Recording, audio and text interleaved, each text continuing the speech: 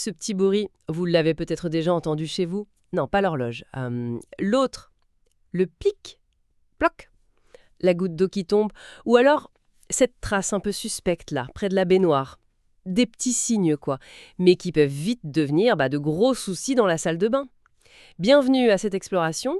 Aujourd'hui, on se penche sur le monde parfois un peu obscur de la réparation et de l'installation des baignoires.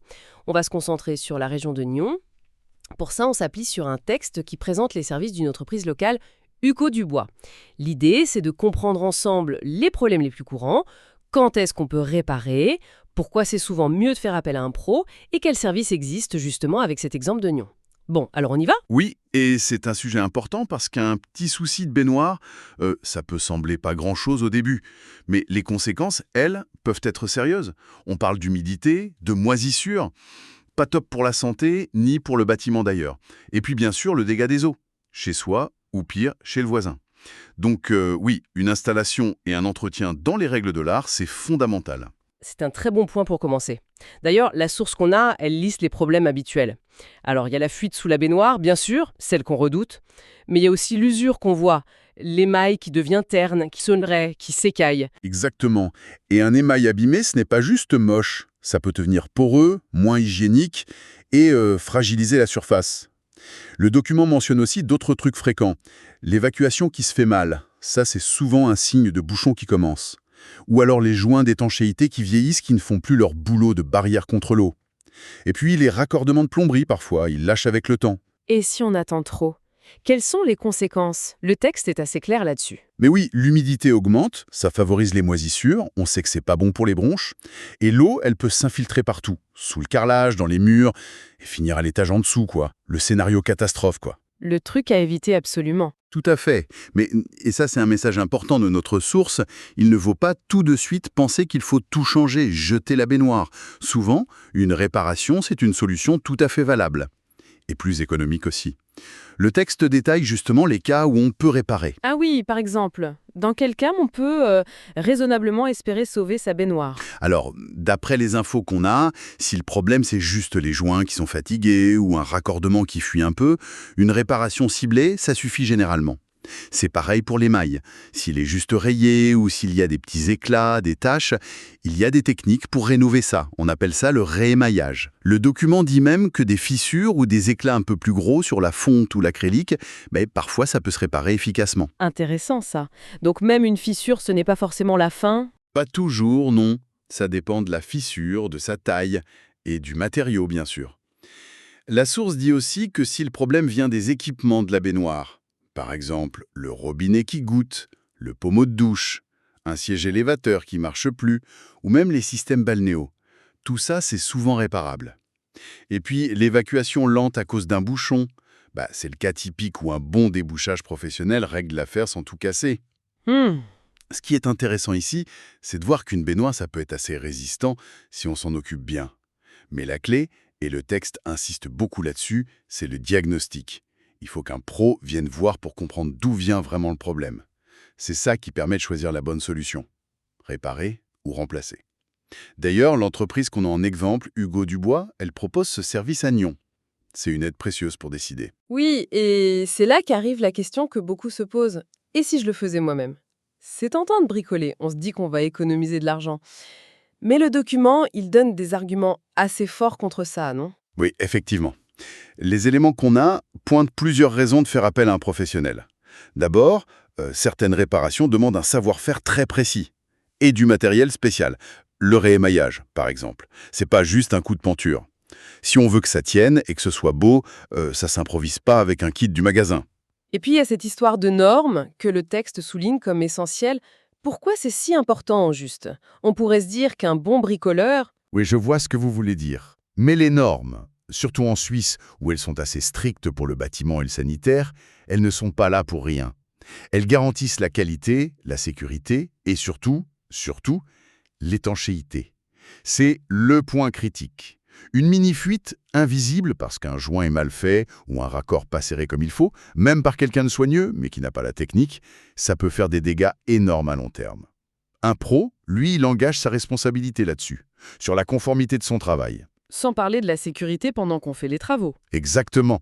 Une salle de bain, c'est humide, il y a parfois l'électricité pas loin, le pro il est formé pour gérer ça, éviter de glisser, couper l'eau correctement, faire gaffe au court-circuit. Mais l'argument qui fait souvent le plus réfléchir, et le texte a raison de le souligner, c'est l'assurance. Ah oui, le fameux coup de massue potentiel. C'est ça. Le document laisse entendre que si un dégât des eaux arrive et que l'expert découvre que ça vient de travaux de plomberie faits maison, l'assurance habitation pourrait dire « Ah non, on ne couvre pas ». Et là, le risque financier, il est énorme. Ça dépasse largement le coût d'un artisan qualifié. Ça remet bien en perspective l'économie qu'on pensait faire en bricolant. C'est un calcul de risque à faire, c'est clair. Bon, au-delà de la réparation elle-même, c'est intéressant de voir comment une entreprise comme celle de Nyon, Hugo Dubois, structure ses services. D'après notre source, l'offre a l'air assez complète. Qu'est-ce qu'il propose exactement d'après le texte? Alors, d'un côté, il répare tous les problèmes courants qu'on a cités, fuite, émail, joints, évacuation, équipement. Et de l'autre côté, et ça c'est important, ils ont un service d'urgence 24 heures sur 24, 7 jours sur 7, à Nyon. Ça c'est vraiment crucial pour les situations critiques. Oui, un débouchage en urgence, une grosse fuite. Voilà, une fuite sous la baignoire qui menace d'inonder ou une fissure qui s'aggrave et risque de provoquer un dégât des eaux. Là, il faut intervenir vite. Cette disponibilité 24/7, ça doit rassurer pas mal de monde quand on est face à une fuite en pleine nuit ou le dimanche. Ah, c'est sûr. Le texte précise même que ça couvre bien Nyon, du château au Léman, et mentionne des quartiers comme le Reposoir ou les Tas de Doigts. Il parle aussi de collaboration avec des associations locales, Prosenectu de Vaud, Védoma, la Race-Nyon. Ça montre une certaine intégration locale, une capacité à répondre à différents besoins. D'accord. Et pour les projets moins urgents, les rénovations par exemple? Pour ça, c'est sur rendez-vous, classiquement. Et si, après le diagnostic, il s'avère que réparer n'est pas la meilleure idée, parce que la baignoire est trop vieille, trop abîmée, ou qu'on veut juste moderniser, eh bien, l'entreprise assure aussi tout le service de remplacement et d'installation. Ça va de l'enlèvement de l'ancienne baignoire, proprement, à la pose de la nouvelle, avec tous les raccordements, les joints faits dans les règles de l'art, les tests pour vérifier que tout est étanche, et même les finitions autour si besoin. Un peu de peinture, refaire du carrelage. C'est une prise en charge complète, en somme. Oui, si on regarde ça d'un peu plus haut, on voit une offre qui va vraiment de la gestion de crise, l'urgence, à la rénovation qu'on a prévue. Ça couvre tout le cycle du problème. Très clair. Revenons juste une seconde sur la crise la plus fréquente. On découvre une fuite sous la baignoire. La recommandation immédiate du document, c'est quoi? Le conseil est simple et direct, ne pas attendre. Appelez un professionnel tout de suite. Plus on réagit vite, moins les dégâts seront importants.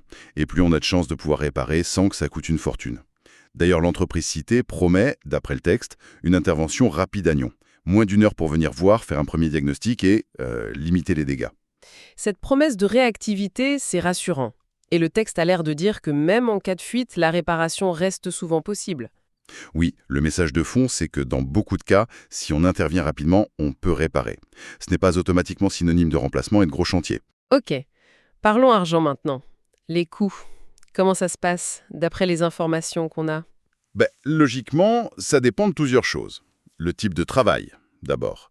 Déboucher un siphon, c'est pas le même prix que refaire tous les mailles ou chercher une fuite cachée dans le mur.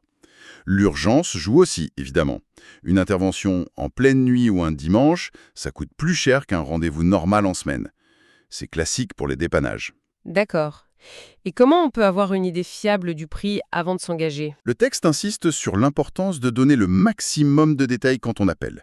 Bien décrire le problème, où il se situe, peut-être envoyer une photo, ça aide le professionnel à mieux évaluer la situation et à faire un devis plus juste. L'entreprise Hugo Dubois, d'après ce qu'on lit, met en avant le fait de faire des devis précis, détaillés, sans frais cachés.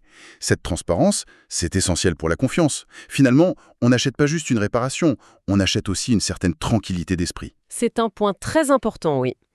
Bon, si on essaie de résumer un peu tout ça, on a vu les signes qui doivent alerter.